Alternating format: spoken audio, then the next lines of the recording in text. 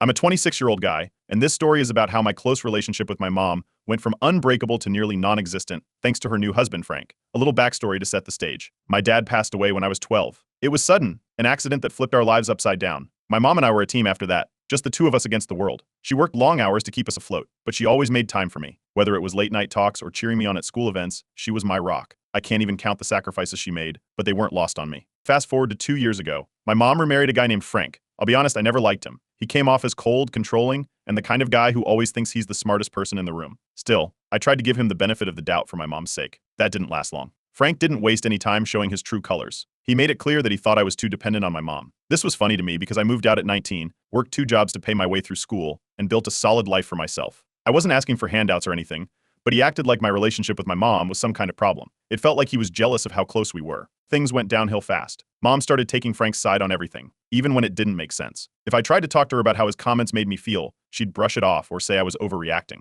It hurt, but I told myself she was just trying to keep the peace. Then last year, Frank accused me of being ungrateful for everything they'd done for me. My mom backed him up without even hearing me out. That was the breaking point for me. I stopped visiting and put some distance between us. The situation hit another low point recently when I got engaged. My fiancé and I decided not to invite my mom to our engagement party. I didn't want the drama, and honestly, I didn't feel like she'd be supportive. When she found out, she called me in tears. She said she wanted to fix things but kept dodging any conversation about Frank's role and why things fell apart. It was like she couldn't see how his behavior was driving a wedge between us. During that call, she let something slip. Frank's business had failed, and they were struggling financially. I could tell there was more she wasn't saying, but I didn't press. Then, almost casually, she asked how much space we had in our home. It felt like she was fishing for an invitation to move in. I sidestepped the question and told her I needed time to think about everything. She ended the call by reminding me of all the sacrifices she'd made for me after Dad died, clearly trying to guilt me into helping. I wasn't sure what to do, so I set a boundary. I told her I was open to repairing our relationship, but letting her move in wasn't on the table. Not while Frank was still in the picture. That's when Frank got involved. He sent me this passive-aggressive text about how I was abandoning my only family and how I'd regret it when they were gone. It felt like emotional blackmail, and I wasn't having it. That's when I turned to Reddit.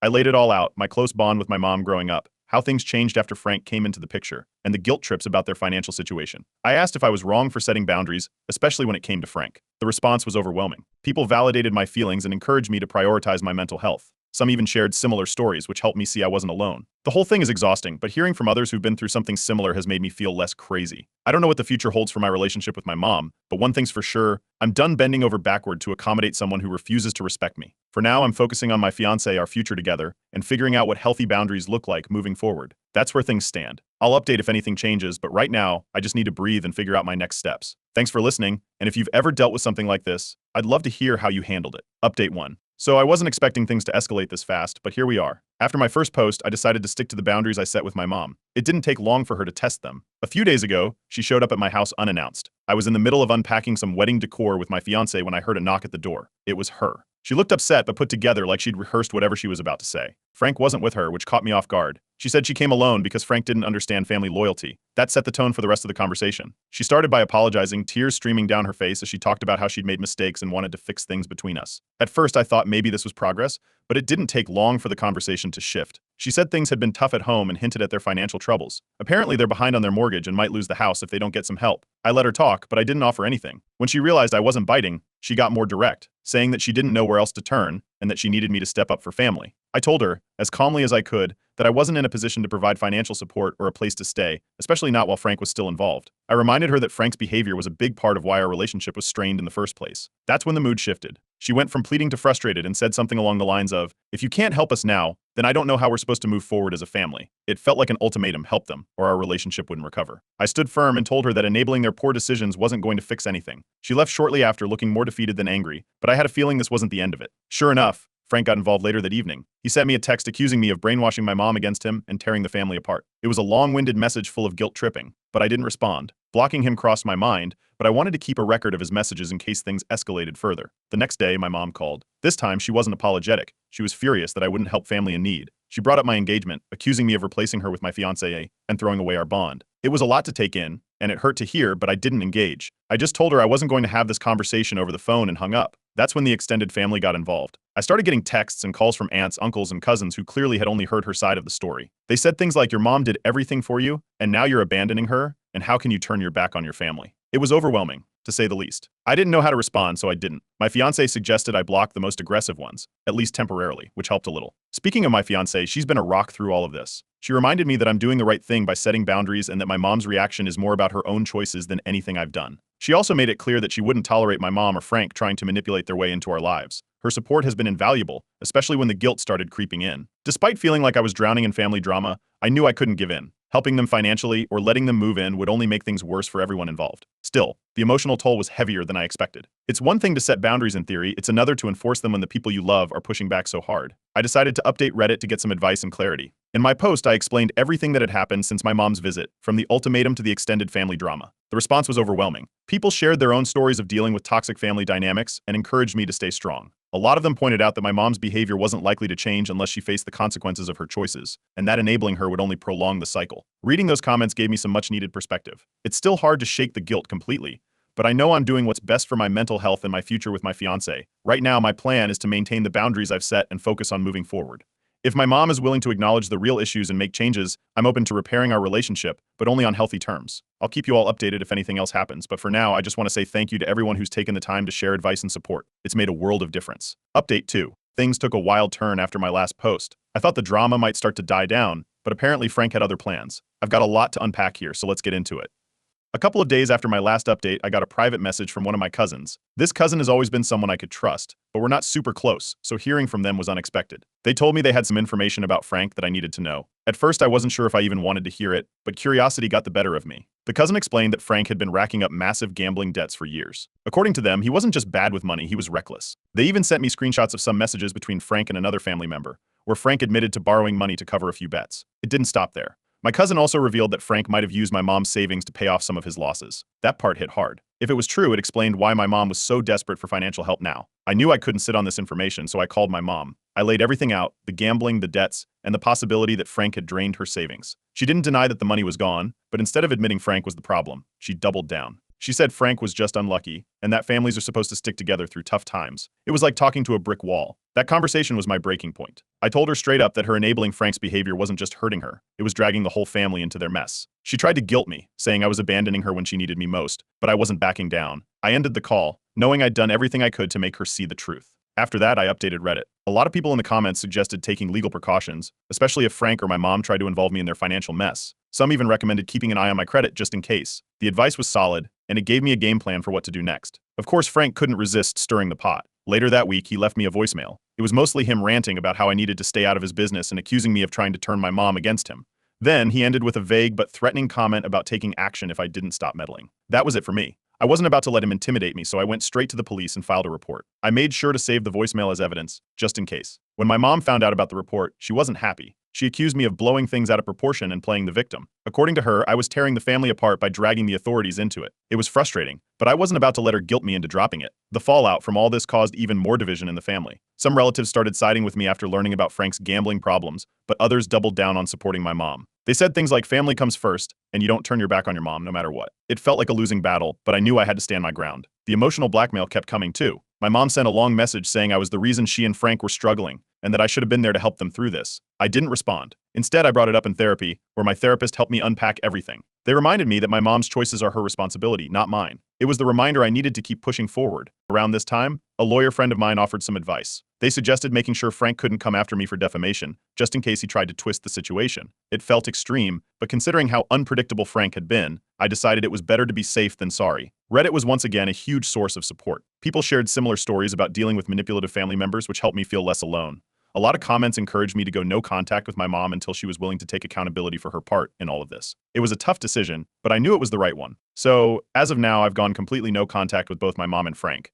I've blocked their numbers and asked my cousin to keep me updated if anything major happens. It's not easy, but it feels like the only way to protect my peace and move forward. Thank you to everyone who's been following this and offering support. Your advice has been invaluable, and it's helped me stay strong through all of this. I'll update again if there are any big developments, but for now I'm focusing on my life with my fiancé and putting this chapter behind me. Update 3. After filing the police report and going no contact with my mom and Frank, I hoped things would finally settle down. Of course, that didn't happen. Instead, the fallout reached a whole new level. It started with another voicemail. Somehow, Frank managed to get through despite being blocked on my phone. The message was a mix of passive-aggressive guilt-tripping and outright manipulation. He said something about how I'd ruined their lives and made vague threats about how people like me always pay in the end. That was the last straw. I blocked their numbers on every platform I could think of: calls, texts, emails, social media. I even changed some passwords just in case. Unfortunately, that didn't stop the extended family from getting involved. The group texts and unsolicited messages came flooding in. Relatives I hadn't spoken to in years suddenly felt the need to lecture me about abandoning my mom. Most of them seemed to have only heard her side of the story, and it was clear she'd framed me as the villain. I didn't bother responding to most of them, but the constant noise was exhausting.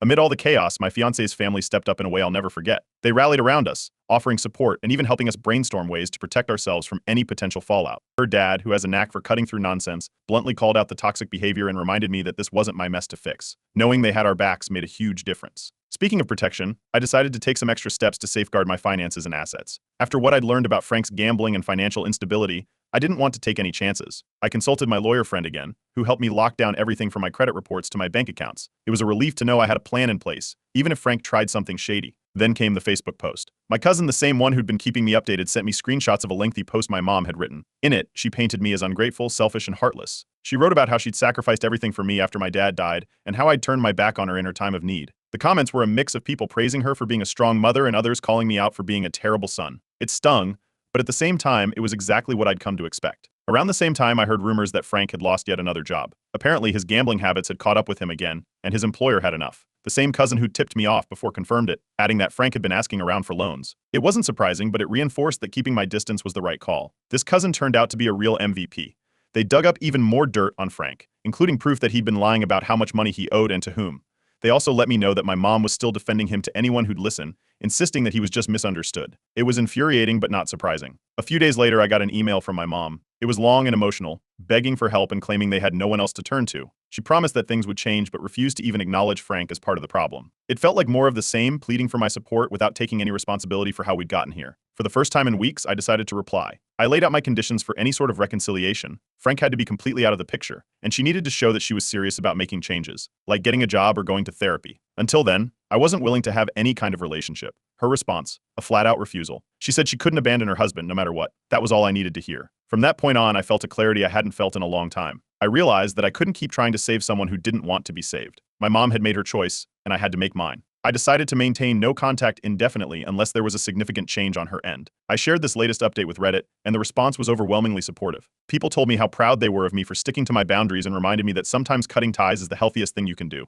Many shared their own stories, which reinforced that I wasn't alone in dealing with this kind of family drama. As for my life now, my fiancé and I have finalized our wedding plans, and we're both excited to move forward without the shadow of this mess hanging over us. My mom and Frank won't be invited, and I'm at peace with that decision. This whole ordeal has been a painful but necessary lesson in standing up for myself and prioritizing my well-being. To everyone who's been following along and offering advice, thank you. Your words have been a lifeline, and I'm incredibly grateful. This might be my last update unless something major happens, but for now, I'm focusing on building a future with the people who truly support and care for me. Update 4. Just when I thought things might finally settle, everything blew up again. This time, it wasn't just passive-aggressive voicemails or family gossip. Frank's mess had officially reached a tipping point, and my mom was dragged down with him. It started with another update from my cousin. They reached out to let me know that Frank's gambling debts had spiraled even further. Apparently, he owed multiple creditors, and now they were threatening legal action. One creditor even hinted at seizing assets to recover some of what he owed. Frank wasn't just in over his head, he was completely underwater. The worst part, my cousin said they'd heard my mom refinance their house to cover some of Frank's previous debts, meaning their home was now at risk too. A few days later, I got an unexpected letter in the mail. It was handwritten,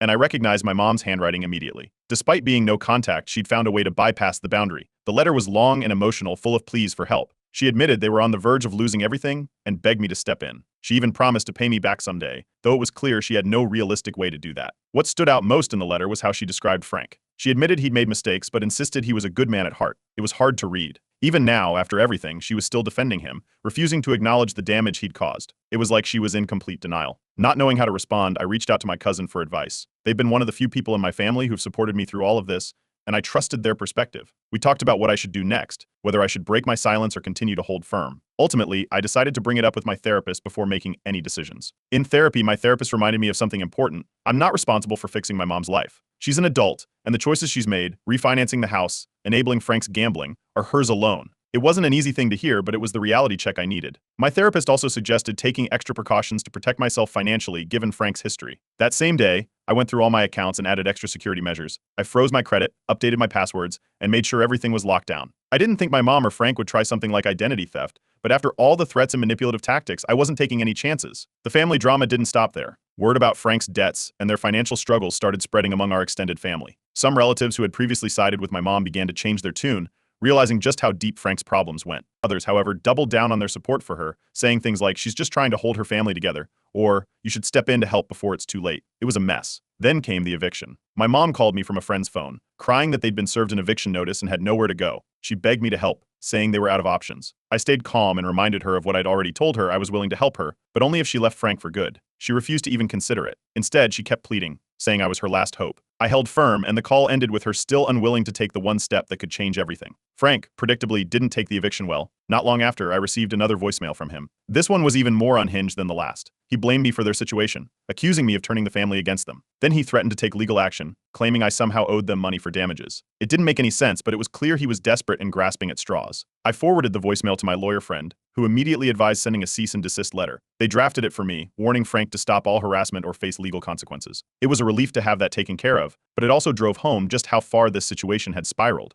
After the letter was sent, things went quiet. For a few weeks, I didn't hear from my mom or Frank. It felt like they'd finally realized I wasn't going to budge no matter how much they pushed. During this time, I shared another update with Reddit. The support from the community was overwhelming, as always. People reminded me to stay strong and not let guilt pull me back into the chaos. Now, with some distance, I feel like I can finally breathe again. This entire ordeal has been exhausting, but it's also shown me how important it is to set boundaries and stick to them. My mom and Frank are still facing the consequences of their choices, but I know I've done everything I can to protect myself. For now, I'm focusing on the positive. My wedding plans are coming together, and I'm more determined than ever to build a life free from the toxic patterns of my past. Thank you to everyone who's been following this journey and offering encouragement. Your support has made all the difference. Update 5. This will likely be my final update. A lot has happened since my last post, and it feels like things are finally reaching a resolution. Let's start with the bombshell that kicked it all off. A few weeks ago, my cousin reached out again, this time with news that left me stunned. Frank had been arrested. Apparently, his gambling debts had gotten so out of control that he resorted to fraud and embezzlement to try and cover them. He'd been caught skimming money from a business associate's account, and the authorities weren't taking it lightly. He's facing multiple charges, and it doesn't look like he'll be getting out anytime soon.